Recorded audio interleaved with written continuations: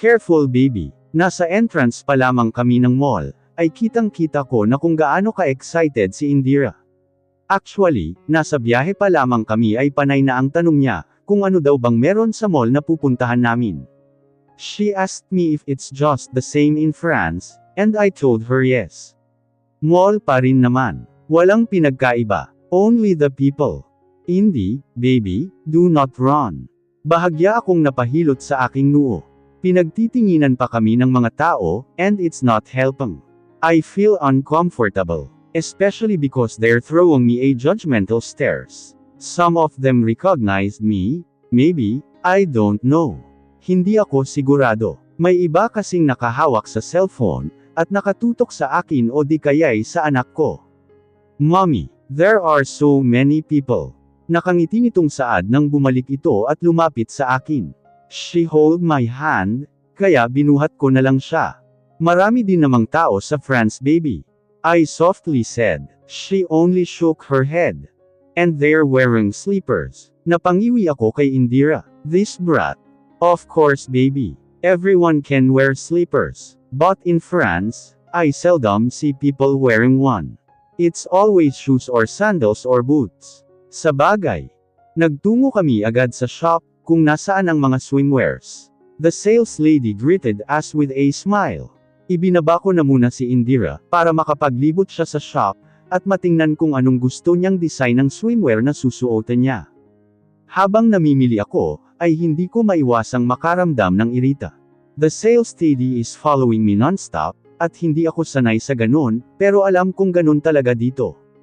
Do you want some help in choosing ma'am? I can perfectly handle myself miss, thank you.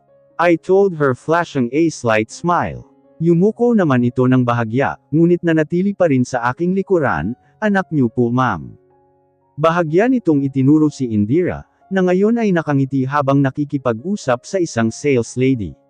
I smiled softly. Yes, nako, ang cute-cute po eh. Halata pong nagmana sa inyo, fashionista. I let out a chuckle. Now I like this girl. Gemerite. Namilog ang mga mata nito, habang nakatingin sa akin. Opo, show me your best-selling swimsuits here. Right away ma'am. It took us an hour before we finally chosen the right swimsuits. Indira was done too and she really bought a lot of swimsuit, yung iba pa ay hindi nakasize niya, at sobrang dami ng pinili niya kaya sinaway ko na. Hindi naman ako nag-aalala sa bayad o sa pera. I am worried because she is starting to be a brat, and an uncontrollable one. Nang makalabas kami, ay bitbit ko ang 6 na shopping bags, habang bitbit naman ni Indira ang 2. She was pouting habang palabas kami. Mukhang hindi nagustuhan nito ang ginawa kong pagpipigil sa kanya. Gosh, 2 lang ang pagmamay-ari ko sa bitbit na shopping bags, and the rest are hers. Tapos ito ngayon, nagmamaktol dahil may 2 pa siyang gustong bilhin, samantalang hindi naman niya kasize ang mga yun. This brat. Let's go home na that's enough of you today Indira, mariin kong sabi.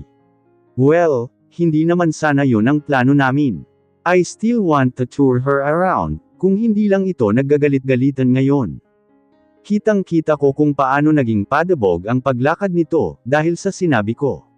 Napahinto ako sandali, habang tinitingnan ng anak ko. Maya-maya ay bumantong hininga na lang, at pumikit ng mariin bago ito sinundan.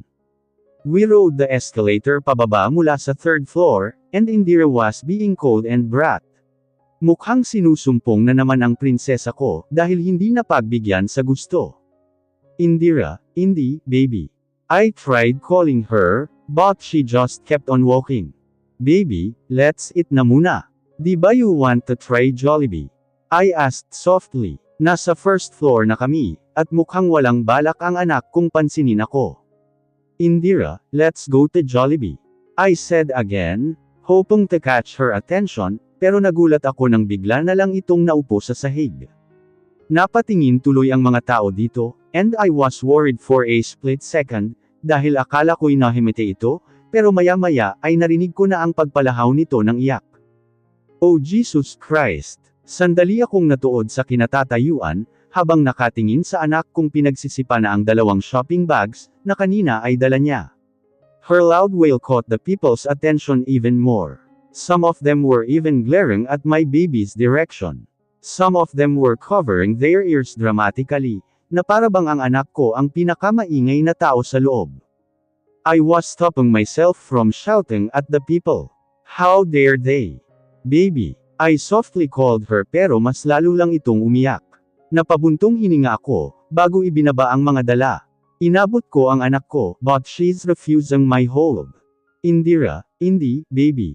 What's wrong baby? Ani ko sa marahang boses. The people around seems like they are troubled by my daughter. Kung makatingin ay para gusto na nilang patahimikin ang anak ko mismo. The nerve. Kung ayaw nilang marinig ang iyak ng anak ko, edi sana ay umalis na sila, at hindi nakiusyoso. Baby, inabot ko muli ito and this time, she obliged. Napaupo ako sa sahig ng dambahin ako nito ng yakap. She buried her face on my neck, while I was caressing her back. Indi, what's wrong? Let's go outside. Let's go to the parking lot. Dun tayo sa car natin. I softly said, pero umiling lang ang anak ko. Not I don't want to go there. Want here. I want to stay here, she shouted. Napapikit ako ng mariin, ngunit hinayaan ko na lang. If she refused to go outside, then we'll not force her. Right now, I will just let her cry, and make her realize her mistake on her own. Okay, shush, calm down Indira. I softly cooed, rocking her softly with my embrace. Ramdam ko ang titig at bulungan ng ibang tao, pero hindi ko naininda yun. Right now, I am not Brina Silvio, but a mother to Indira. I don't want to go. I will stay here mommy, hikbi niya. Tumango-tango lang ako, iniintindi siya at patuloy pa ring pinapakalma. Okay we won't go. We'll stay here na, I softly said. Nanatili akong nakaupo sa sahig, hanggang sa tuluyan ng kumalma ang anak ko. I'm so sorry mommy. Shush, it's okay baby, it's okay. I understand, mahinahon kong bulong. She kept on saying sorry, habang sinasabi ko naman na okay lang, at naiintindihan ko yun. I fully understand her outburst. I sighed heavily. Ramdam kong bamigat na ang paghinga nito, na mukhang nakatulog na sa aking leeg. Dahan-dahan kong pinulot ang mga shopping bags, at naglakad na parang walang nangyari, habang karga-karga ang anak ko. Ramdam ko ang titig sa akin ng mga tao, pero wala akong pakialam. Kung naistorbo o naingayan man sila sa anak ko, ay naiintindihan ko naman yun. Pero hindi ko gusto ang pagtitig nila ng masama sa anak ko, na para bang isa ng kasalanan ang umiyak. Hindi ko lang alam sa ibang mga tao ngayon, kung bakit parang ang hirap nilang umintindi ang magpasensya. Naalala ko na naman ang nakita ko noon sa social media. Parehong-pareho. May nag-post na tinititigan daw niya ang mga magulang ng bata, para daw mahiya sa malakas na pag-iyak ng anak nila. The boy is young, the one who posted it. And I don't like the comment there, dahil may nagsabi pang napaka-irresponsible ng mga magulang, dahil hindi raw magawang patahimikin ang kanilang anak. Some were even saying na, sana naman ay hindi na nag-anak kung hindi kaya ang responsibilidad. I was so angry that time, na naihagis ko pa ang cellphone ko sa pader. Young people nowadays really think that it's easy to be a parent. They easily jump into conclusions, without even knowing the reason, or the sacrifices of the parents for their child. How dare they judge the parents like that? What a pity. They're still young. A lot of things will happen pa, and yet their mindset is kinda falling. Nakakaawa ang mga kabataang ganito mag-isip. Alam ko namang nakakairita talaga ang iyak ng bata, pero hindi naman nila kailangang i-shame ang parents about their way of parenting and such. Halatang kinyulang rin sa atensyon at pagmamahal.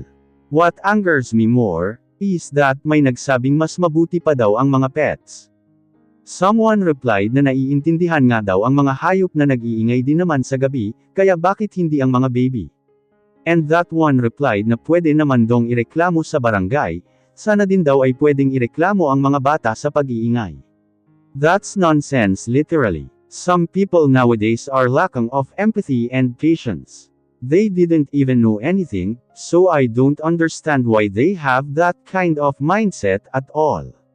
Nang makarating sa hotel, ay kaagad ko nang ibinaba sa kama si Indira. She was sleeping heavily, kaya hindi ko na muna ginising. Binihisan ko na lang ang damit dahil medyo basa ito. When I was out of the room, ay tumunog kaagad ang phone ko. I picked it up and saw Mia's name. Mia, you're viral, Brina. Someone posted a video of you and Indira on Twitter. She's a former model, right? Wow! She owns EAI Fashion Corner. Ang ganda ng mga gawa niya. I salute you, ma'am, for having the long patience of your daughter. Grabe yung iyak ni baby, pero kalmado lang si ate girl niyo. What a good mother she is. Ganito dapat, gayahin niyo oh. Hindi yung papaluan agad ang bata pag nagtatantrums. Ang ganda ng anak niya. Mana sa kanya. Yung anak ang cute kahit umiiyak. Paampun po, Miss B. Napailing ako habang binabasa ang mga comments sa video na sinasabi ni Mia kanina. Oh well, I don't see any negative comments. Kaya hinayaan ko na. Grabe, tawag sa'yo ng mga tao ngayon, dakilang ina. Nakaka-proud naman ang anak ko. Inirapan ko si Mia. Ito talagang babaeng to. Pero seryoso, buti hindi ka nairita kanina no. Considering it was in public pa. Mia, kailan ba ako nagalit sa bulilit na yon? At saka, bakit naman ako magagalit? It's normal for kids at her age to throw tantrums. Hindi ko naman mapipigilan yun. Ang magagawa ko lang is to console, understand and calm her. I don't want her to bottle up all her emotions, kaya mas mabuti ngayon pa lang, ay matutunan na niya kung paano ilabas yun. Mia smiled softly at me. Lumapit siya sa akin, at hinaplos ang aking buhok. Napangiti ako at napailing. You know what? Hindi ako nagbibiro kanina, Brina. Proud ako sa'yo. Noon pa man, at mas lalo na ngayon na sobrang the best mong mommy kay Indira. I am really and truly proud of what you've become. Hindi ko napigil ang maluha sa sinabi nito. Nakikita ko naman. Nakikita kong proud siya, but she was never vocal about it. Pinaparamdam lang niya. At ngayon na sinabi niya ngayon sa harap ko, ay talagang ang saya-saya ko. I am happy that I made her proud. My sister, and my best friend. Thank you. Thank you so much, Mia, for staying, and supporting me all throughout. I will surely won't be the person I am today without you and Tammy. Ang laki ng impact niyong dalawa sa akin, dahil kayo lang ang nanatili. Pinili niyo ako sa panahong walang gumagawa nun. So thank you. Thank you so much for being with me. Wala yun, Brina. At isa pa, you're always welcome naman. That's what friends and family does. We're your family. Isali na rin natin si Rafael na bakla. Natawa ako sa huli niyang sinabi, at mahina siyang hinampas. Totoo din naman. Kahit ganun yun si Rafael, ay alam ko namang maaasahan siya. He was there too. Noong nagsisimula pa ako, he was one of those people na sumusuporta rin sa akin. Kung hindi dahil sa kanya, ay baka walang EAI ngayon. Kaya sobra-sobra ang pagpapasalamat ko sa kanilang tatlo. At syempre, sa mama, nanay at sa anak ko. Mommy, is it beautiful there? My daughter asked me. Nasa loob na kami ng van ngayon, na pinapunta ni Tammy sa tapat ng building ng hotel na tinutuluyan namin. Pinasundo kami ng babaita, and she said na sa isla na raw kami mismo magkikita. Alam naman daw ni Mia ang pasikot-sikot so. Of course, baby. Maganda naman talaga sa island, tumungo-tango ang aking anak. Mia suggested na we'll just take the road daw, at hindi nasasakay ng eroplano. It will be a long drive, pero ani niya'y worth it naman dahil maganda ang tanawin. Kuya, pagdating natin sa may gasolinahan, ay ako na muna ang magdadrive para makapagpahinga ka po, si Mia. Nasa front seat siya ngayon katabi ng driver, habang magkatabi kami ni Indy sa likuran nila. Malaki ang van kaya spacious pa sa pinakalikuran namin. Ay nako, sigurado po, ba kayo ma'am? Opo kuya. Ikaw naman po magdadrive kapag naabutan tayo ng gabi, dahil baka maligaw tayo eh. Napanguso ako. Minsan talaga hindi nag-iisip si Mia eh. Paano pa kaya namin may enjoy ang tanawin kung gagabi na? Panigurado talagang maaabutan kami ng gabi dahil medyo traffic ngayong tanghali. No airplane, mommy. Bulong sa akin ni Indy. I smiled. No baby, ayaw ng tita Mia mo na sumakay ulit sa plane, dahil sama-sama ang pakiramdam niya. Oh okay, she pouted but then, rested her head on my chest. Dumaan muna kami sa drive-thru, at umorder ng makakain. Mia ordered a lot, dahil baka daw mabutan talaga kami ng gabi sa daan. Nako, hindi pa naman alam ni Tammy na magro-road trip kami, kaya baka mag-alala yun. True enough ay naabutan talaga kami ng dilim sa daan. Nagpalit na sina Mia at si Manong Fred. She's eating her dinner now, dahil tapos naman na kami kanina. Indira is peacefully sleeping on my chest, habang nakatitig lang ako sa labas ng bintana. Puro na mga puno ang paligid, kaya sobrang dilim. Walang ni isang ilaw, kaya medyo nababahala din ako na baka masiraan kami dito. Baka wrong turn to, Diyos ko. Instead of thinking something gruesome, ay natulog na lang ako. Bahagya ko pang binuksan ang bintana, para naman makapasok ang malamig at preskong hangin. Naalimpungatan ako nang maramdaman ang pag-uga ng sasakyan. Indira was already awake, and was surprised to see her on the front seat. Manong Fred is on the back sleeping, at si Mia ay nagda-drive. Malapit na tayo, kaya lubak-lubak na ang mahiwagang daan, ani ni Mia. Ilang sandali pa ay nakarating na nga kami sa may pier. Ginising namin si Manong Fred at lumabas ng sasakyan, para kumain muna ng almusal. Inabot talaga kami ng umaga bago makarating sa pier. That was extremely a long drive. Mommy, I turned to Indira when she pulled the hem of my dress. She was pouting, while caressing her butt. My butt hurts from all the sitang, nguso nito. I just laughed and carried her on my arms. Pagkatapos naming kumain, ay ibinili na muna namin ang van sa nagsisilbing parking ng mga turistang pumupunta sa Isla Azula Verde. We ride a boat to the island. It was fun. Panay pa ang sigaw ni Indy, kapag nakakakita ng isda sa dagat. We saw dolphins too, kaya panay ang kuha ng video at litrato ni Indira. Mommy, so beautiful, she happily exclaimed and I nodded. Maganda talaga ang isla, at kitang-kita ko yun habang papalapit kami. It looks so peaceful and fresh. The green trees are worth it. It's a whole paradise. So beautiful and serene. Gosh! Medyo nagsisisi ako na tinanggihan ko ang offer ni Tammy noong pumunta rito. Pagdating namin sa isla, ay sermon ang inabot namin kay Tamia. Of course, we explained ourselves. Dahil si Mia naman talaga ang may gustong mag-road trip kami eh. Pagkatapos ng sermon, ay hinatid kami ni Tammy sa cabin hotel. That's what they call it here. Kung titingnan ay parang mas papasok ito as a village, pero hindi ko lang alam kung bakit cabin hotel ang tawag. Mia has her own cabin, katabi lang din ng akin. Kasama ko si Indira, of course. Hindi papayag tung mapahiwalay sakin. Tammy and her husband is staying on their own cabin too. Medyo may kalayuan sa amin, dahil nasa bandang may entrance sila malapit sa Blue Mansion. Pinahatiran lang kami ni Tammy ng lunch doon, para makapagpahinga kami ng maayos. Bukas na bukas daw ay magsuswimming kaagad kami. Indira was so excited, kaya hinanda na nito kaagad ang susuotan niyang swimsuit. We rest the whole day. Talaga nga namang nakakapagod ang mahabang biyahe, kaya nagising lang kami ng alas 5 ng hapon, at kumain pagkatapos ay natulog naman maya-maya. The next day, Indira was super energetic. Mas nauna pa nga itong nagising sa akin. I was quite surprised, when I saw her already on her one-piece swimsuit. It was colored black and has a chain style on the waist. I was utterly shocked to see it. My daughter is such a fashionista. Si mommy, we're matchy-matchy, she exclaimed when I was out of the bathroom, after changing myself into a swimsuit that my daughter chooses me to wear. It's a contrast mesh chain, and ampering-linked cut-out bikini swimsuit. My jaw dropped. Indira chose this swimsuit for me. Isa to sa mga binili niya. No wonder why she chose this, dahil gusto niya match kami. You're so beautiful mommy, my daughter said softly as she watched me. Her eyes speaks adoration and love. My heart melted. Baby, you too. You look so sexy and gorgeous.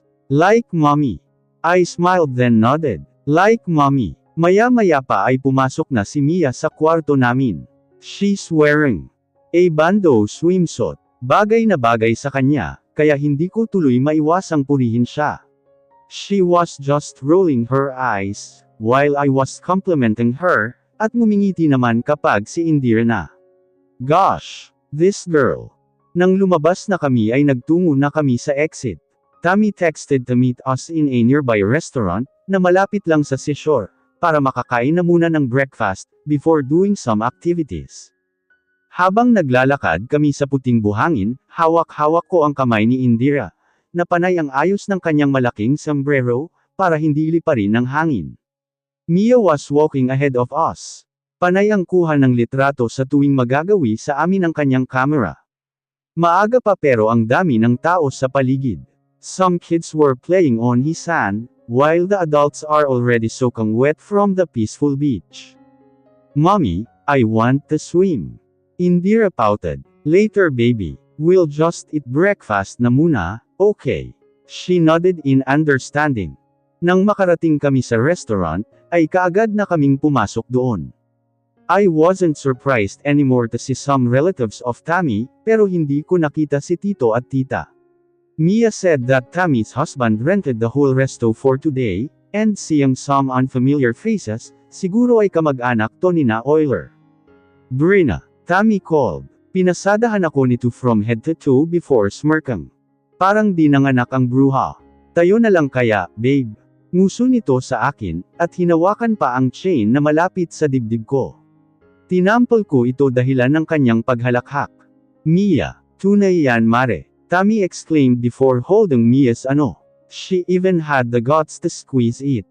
Mia, I shook my head. Hello Tita Tammy. Indira said cutely. My brat raised her two hands asking for a hug from Tammy, hindi naman ito banigaw ng aking kaibigan.